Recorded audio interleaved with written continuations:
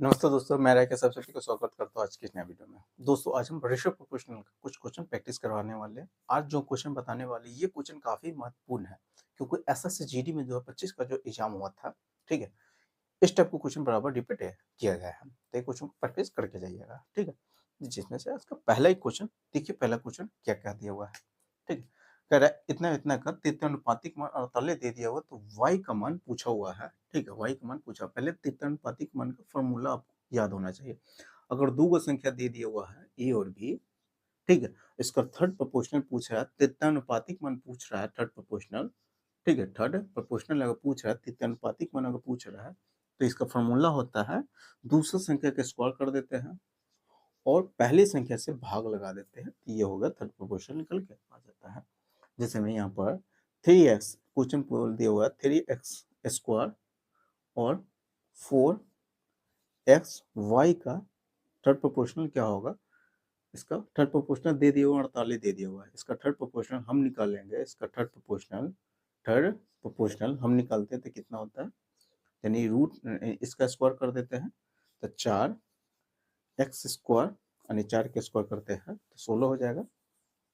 इसका स्क्वायर इससे भाग लगाएंगे तो 16 एक्स स्क्वायर वाई स्क्वायर हो जाएगा और 3x स्क्वायर से पहले भाग लगा देते हैं। इसी का मान दे दिया हुआ था 48, इसका मान 48 दे दिया हुआ है तो ये हो गया एक्स स्क्वायर से एक्स स्क्वायर कट जाएगा 16 तिया 48। यहाँ से वाई स्क्वायर का मान निकल के आ जाएगा 9 3 तिहाई 9 तो वाई का मान कितना हो गया 3 हो गया। यही आपका पूछा हुआ था वाई का मान क्या होगा, ये क्वेश्चन आपसे पूछा हुआ है। ये होगा क्वेश्चन खत्म। अगला क्वेश्चन पढ़िए। अगला क्वेश्चन क्या कर रहा है? पहले तो सबसे पहले आपको त्रित्यानुपातिक मान का फॉर्मूला याद होना चाहिए। फॉर्मूला क्या होता है? बी स्क्वायर बट्टे ए होता है, बी स्क्वायर बट्टे ए, ठीक है। अगला क्वेश्चन पढ़िए। अगला क्वेश्चन क्या कर रहा है?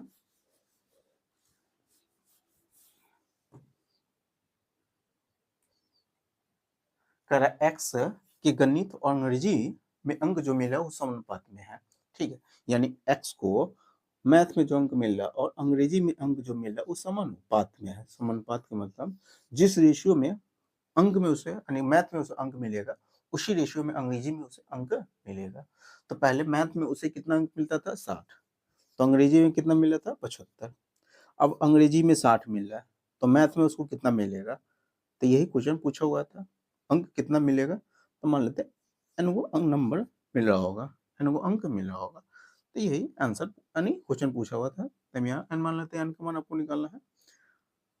15 पचे 75, 15 चौका 60, 12 से कटेगा, 12 चौका 48, एन का मान कितना होगा? 48। यानी अब उसको मैथ में कितना अंक मिलेगा? 48 अंक मिलेगा, ठीक। ये क्वेश्चन भारी नहीं था, ये पूछने का कंसेप्ट आना चाहिए आपको, ठीक है। अगला क्वेश्चन पढ़िए। अगला क्वेश्चन क्या कर रहा है? कर एक मूवी टिकट की मूल कीमत और मूवी टिकट की बढ़ी हुई कीमत के बीच का अनुपातिक मान 10 और 13 दे दिया हुआ है। यदि मूवी टिकट की मूल कीमत 250 थी तो सिनेमा हॉल में अधिकतम क्षमता अर्थात 3600 व्यक्ति के आधार पर कुल 3600 टिकट बेचे गए थे। टोटल यानी उसमें मान लेते हैं सिनेमा हॉल में टोटल 3600 व्यक्ति है। टोटल टिकट कितना बेचा गया? 3600 टिकट बेचा गया है, ठीक है। तो सिनेमा हॉल की आय में कितनी की वृद्धि हो जाएगा? आय में कितने की वृद्धि हो जाएगा, ये क्वेश्चन पूछा हुआ है। पहले तो एगो टिकट का पहले दाम था कितना? रेशियो में इतना, मूल कीमत इतना, बढ़ी हुई कीमत कितना है? 13। लेकिन इसका मूल कीमत दे दिया हुआ था 250। एगो टिकट का दाम कितना? 250 रुपया था, ठीक है। यानी क्या गुना है? क्या गुना है? 25 गुना है, ठीक है। क्या गुना? 25 गुना। अब बढ़ा हुआ कीमत कितना है? इस बढ़ा हुआ कीमत कितना का बढ़ रहा है? वृद्धि कितना का हो रहा है? 3 का यहाँ पे वृद्धि हो रहा है। तो 3 का यहाँ पर बढ़ा हुआ कीमत ये वृद्धि कितना का हो रहा है? बोला होता है सिनेमा हॉल की आय में कितनी की वृद्धि हो जाएगा, तो वृद्धि डायरेक्ट हम निकालने जा रहा है, ठीक। कितना का वृद्धि हो रहा है? 3 का वृद्धि हो रहा है। तो रुपया में कितना का वृद्धि हो जाएगा? 25 तिया 75 का वृद्धि यानी 25 तिया 3 का वृद्धि हो रहा है, ठीक है। यानी रेशियो में 3 का वृद्धि हो रहा है। 1 का वृद्धि इसका क्या गुना है? ये इसका 25 गुना है तो इसका भी 25 गुना कर लेते हैं। इतना का रुपया में इतना का वृद्धि हो रहा है, ठीक है। एगो टिकट में इतना का वृद्धि हो रहा है तो ऐसे 3600 टिकट बेचा गया था। 3600 तो इसको गुना करिएगा तो 25 तिया 75, 25 तिया 75, नहीं डायरेक्ट ऐसे गुना कर लीजिएगा। 36 25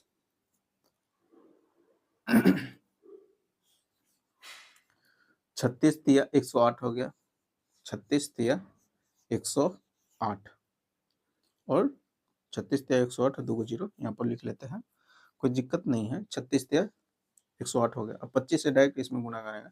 25 से पहले 108 में गुना, 25 अट्ठे 200 और 25 में 100 से गुना तो 25 और 200 2700, 2700 फिर 2 को 0 हम लिख देते हैं, यानी 2,70,000 आपका क्या हो जाएगा, आंसर हो जाएगा 2,70,000। ठीक है, अगला क्वेश्चन पढ़िए। अगला क्वेश्चन क्या कर रहा है, टोटल टिकट कितना बेचा गया था, 3600 ना, तो उसके हॉल में वृद्धि कितना हुआ था, कीमत में कितना का वृद्धि हो रहा था, तो 2,70,000 का वृद्धि हुआ था। निम्नलिखित में से कौन सी संख्या इसमें प्रतीक में जुड़ी जानी चाहिए ताकि जो प्राप्त संख्या समानुपात में हो जाए। अगर चारों संख्या समानुपात में लाना है, ठीक है, तो इसमें चारों संख्या में कौन सी संख्या ऐसी जोड़ी जानी चाहिए। चारों को संख्या कौन हो, 9 है, 16 है, 13 है और 23 है। ये चारों संख्या, इसमें कौन सी संख्या हम जोड़ दे, चारों संख्या में ऐसी कौन सी संख्या जोड़ दे ताकि जो प्राप्त संख्या हो वो समानुपात में, समानुपात का मतलब जो इस दोनों का रेशियो बन रहा है वही इस दोनों का रेशियो बनना चाहिए। ठीक है, ये होना चाहिए। ठीक है, कोई दिक्कत नहीं है। अब यहाँ से ऐसे क्वेश्चन को अगर बनाना है, कौन सी संख्या जोड़ी जानी चाहिए या घटानी जानी चाहिए, ये दोनों के लिए कंसेप्ट बता रहे हैं। ठीक है, दोनों के लिए कंसेप्ट एक लाइन में आप आंसर लिख सकते हैं। अगर कौन सी संख्या जोड़ी जानी चाहिए, कौन सी संख्या घटानी जानी चाहिए, दोनों के लिए ये ठीक है। पहले क्या कीजिएगा, 2 स्टेप में आपका आंसर हो जाएगा। पहले स्टेप में क्या कीजिए, दोनों का अंतर लिखिएगा, 7 का अंतर है। इस दोनों का अंतर लिखिएगा, कितना का अंतर हो गया, यहाँ पर अंतर कितना का है, 13, 10 का अंतर है। 10 का अंतर है, दोनों का रेशियो निकाल लीजिएगा हमेशा। ये दोनों जो इतना अंतर आएगा उसका रेशियो हमेशा निकालिएगा। क्या निकालिएगा, रेशियो। रेशियो फिलहाल में इतना ही आ जाएगा, 7 और 10 का रेशियो आ जाएगा। ठीक है, कटने वाला रहता तो काट देते, नहीं कटने वाला तो यही होगा। अब रेशियो निकाल के डायरेक्ट हम एस का मान अब निकालना सिखा रहे हैं। जब भी दोनों का अंतर लिखिएगा फिर दोनों का अंतर ले लीजिएगा और इस दोनों का हमेशा रेशियो निकालिएगा। क्या कीजिएगा, रेशियो निकाल लीजिएगा। अगर कटने वाला रहता काट, नहीं कटने वाला तो रहने देते हैं। अब क्या कीजिएगा, इससे इसमें गुणा करिएगा, इससे पहली संख्या में गुना कर दीजिएगा, इससे तीसरी संख्या में गुना करिएगा, फिर दोनों का अंतर यहाँ पर लिखिएगा। 13 सत्ते 91, अंतर हमेशा लिखिएगा, बड़ा संख्या पहले छोटे संख्या बाद में।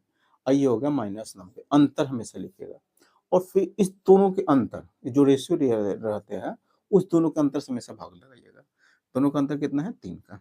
आंसर आपका निकल के आएगा 1/3। यही आपका आंसर होगा। यही 1/3 आपको जोड़ी जानी चाहिए ताकि प्राप्त जो संख्या समानुपात में हो जाए। तो 1/3 ही आपका आंसर होगा, ऑप्शन नंबर बी। एक लाइन में आंसर आ जाता है। ठीक है, अगला क्वेश्चन देखिए। अगला क्वेश्चन क्या कह रहा है,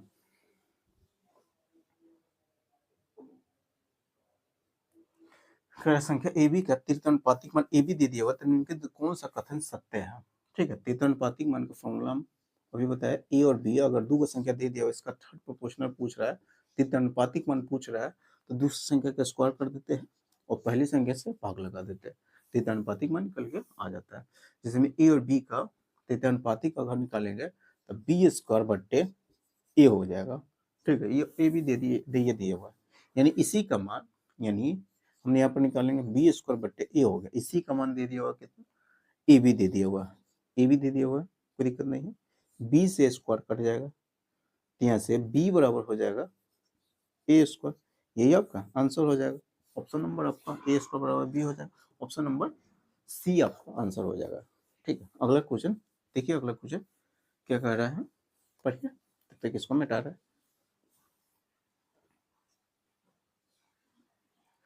इसका तृतीयानुपातिक मान पूछा हुआ है, दो संख्या दे दिया हुआ है, 3 प्लस रूट अंडर 2, एक संख्या ही दे दिया हुआ है, वो संख्या 2 रूट अंडर 7 दे दिया हुआ है। इसका थर्ड प्रोपोर्शनल पूछ रहा है, थर्ड प्रोपोर्शनल पूछ रहा है, तो इसका स्क्वायर कर देते हैं। इसका स्क्वायर करिएगा तो 4 इंटू 7 हो जाएगा। फिर इससे हम क्या करते हैं, भाग लगा देते हैं, 3 बट्टे रूट अंडर 2। अभी देख रहे बट्टा में ऑप्शन में नहीं है, तो इसको प्रमेयकरण करते हैं, यानी इसका चिन्ह को प्लस माइनस, माइनस प्लस है तो माइनस से ऊपर नीचे गुना कर देते, चिन्ह बदल के ऊपर नीचे गुना कर देते हैं। प्लस रहता तो माइनस करते हैं, माइनस रहता तो प्लस कर देते हैं, प्लस है तो माइनस, चिन्ह बदल के ऊपर नीचे हम गुना कर देते हैं। ठीक है, 3 माइनस रूट अंडर 2 अभी हो गया, इसको सॉल्व करिएगा तो 7 चौक 28, 7 चौक 28, ये हो गया 3 माइनस रूट अंडर 2। इसको सॉल्व करिएगा तो ए प्लस बी इंटू ए माइनस बी, तो ए स्क्वायर माइनस बी स्क्वायर, 9 के 3 के स्क्वायर 9 हो जाएगा, तो रूट अंडर 2 का स्क्वायर 2 हो जाएगा, तो कितना हो गया 7। फिर 7 से ही कट जाएगा 4 मरतबे, तो 4 4 इंटू 4 माइनस रूट अंडर 2 आपका क्या हो जाएगा, आंसर हो जाएगा। ये आपका आंसर हो गया, कोई दिक्कत नहीं है। अगला क्वेश्चन पढ़िए, अगला क्वेश्चन क्या कर रहा है, पहले इसको हम मिटा देते हैं।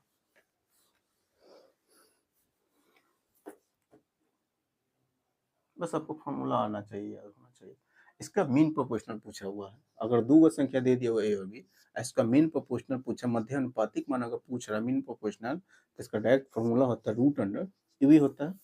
यही कंसेप्ट लगा दीजिएगा यहाँ पर, मीन प्रोपोर्शनल पूछा हुआ है, ठीक है।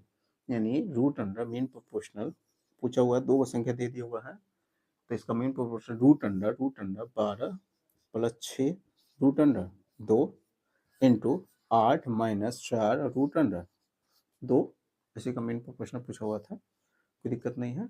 अब यहाँ से क्या हो रहा है, 6 कॉमन आ जाता है दोनों में से, अगर 6 कॉमन ले लीजिएगा तो ये होगा 6 6 दूना 12 प्लस रूट अंडर 2, और यहाँ से 4 कॉमन हो जाएगा, 4 इंटू 2 माइनस रूट 2 यानी रूट अंडर 2, कोई दिक्कत नहीं है।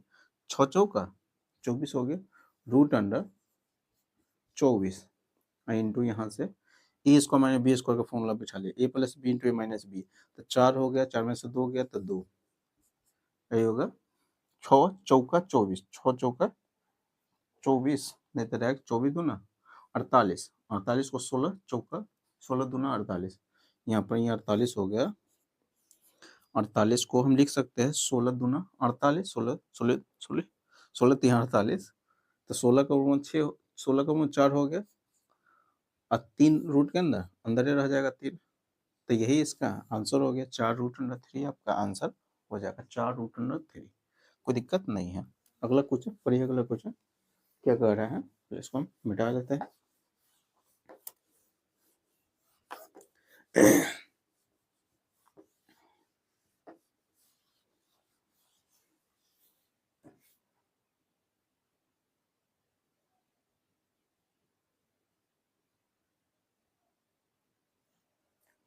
कह रहा है एक्स और वाई व्युत्क्रमपाती है, यानी एक्स और वाई व्युत्क्रमपाती निम्नलिखित में कौन सा सही है, क्वेश्चन पूछा हो।